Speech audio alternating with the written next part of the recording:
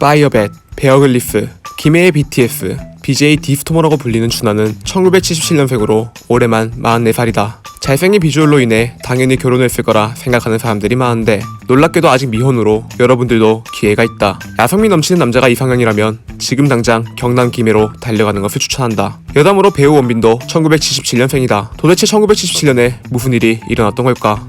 준하는 2015년 아프리카TV에 늦은 나이로 데뷔하였다. 시골에서 나고 자란 그는 나이가 먹으며 매일같이 반복되는 시골 일이 지겨워졌고 주변 친구들도 하나둘 도시로 떠나기 시작해 허심탄회한 얘기를 할 사람이 없어 외로워졌다고 한다. 결국 외로움을 달래기 위해 방송을 시작하게 되었는데 그가 방송을 하는 것을 이해할 수 없던 마을 어르신들과 친구들은 방송을 접으라고 말했다. 그렇게 누구의 응원도 받지 못한 그는 자신감을 잃었었지만 시청자들이 보내주는 쪽지와 댓글들을 보며 용기를 얻었고 그렇게 먹방계의 개인이 탄생하게 됐다.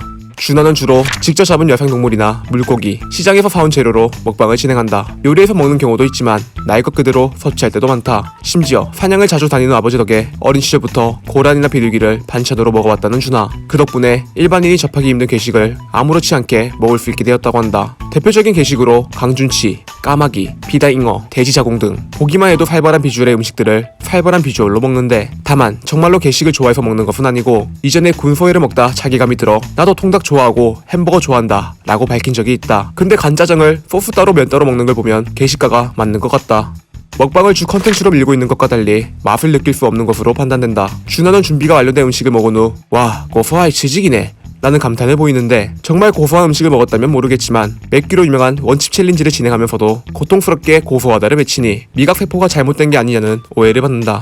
마성의 상남자 준하는 고졸이다. 별풍선 만기 미션으로 파마를 하던 와중 시청자가 최종 학력을 물어보자 군대 제대 후 수능 시험을 준비했었다. 근데 시험장에서 담배를 피우다 걸려 2시간 만에 쫓겨났고 결국 대학교는 입학도 못해봤다 라고 밝힌 적이 있다. 시청자들은 담배를 피우다 시험장에서 쫓겨난 것보다 같은 수능 세대라는 그의 발언에 놀라움을 감추지 못하였다. 눈앞에 움직이는 모든 물체를 먹을 것 같은 준하는 사실 동물 애호가이다. 그는 LI라는 반려견 이외에도 3마리의 개와 흑염소, 꿩, 오리 등 여러 가축을 기르고 있다. 동물들에게 말을 거는 그의 모습을 보면 동물과 사람에게 차별을 두지 않는 것 같은데 입은 욕을 하면서도 웃고 있는 그를 보면 그가 얼마나 자신의 가축들을 아끼고 사랑하는지 확인할 수 있다. 준하의 이런 모습을 본 시청자들은 대화 되면 친구, 안 되면 음식이라는 반응을 보였다. 여담으로 3주 전 가출했던 청도 오리를 잡아 고소한 백숙으로 만들어 먹었다. 2020년 유튜버와 BJ들의 뒷광고 논란이 일어났을 때 돈을 받고 업로드한 광고 영상은 하나도 없다며 해명한 적이 있다. 그 누구도 의심하지 않았지만 혹시나 하는 마음에 입장을 밝혔던 것 같다. 준하의 입장 표명을 본 시청자들은 광고 걱정을 하는 게 아니라 생존 걱정이 된다고요. K2 패딩은 뒷광고보다 너무 더럽게 입어서 K2에서 고소할 것 같네요. 맛 표현이 고소하다밖에 없는 사람한테 누가 음식 광고를 줌. 구충제 뒷광고는 제발 받으십시오 라는 반응을 보였다. 지난 4월 30일 진상처리반이 준하가 땅부자라며 주장을 했다. 부산 출신인 진상처리반의 라이브 방송 중 잠시 준하 얘기가 나왔는데 그의 주장에 따르면 준하네 집안은 지역에서 명망 있는 집안이고 엄청난 땅을 소유하고 있다고 한다. 하지만 작은 마을에 이장을 하고 있는 형과 농사일을 하는 준하의 부모님을 보았을 때 그저 루머에 불과한 것으로 추측된다. 컨셉으로 추정되나 그는 영어를 제대로 말할 수 없다. 드라이브 스루를 드라이브 시스루, 스파게티를 서파구리, 샐러드를 샌드위치라고 말했고 테이크아웃은 테이크다운이라고 말했는데 갑자기 레슬링이 생각나는 그의 영어를 듣자니 웃음이 나온다. 그냥 시청자들에게 작은 재미를 주기 위한 아재 드립으로 추측된다.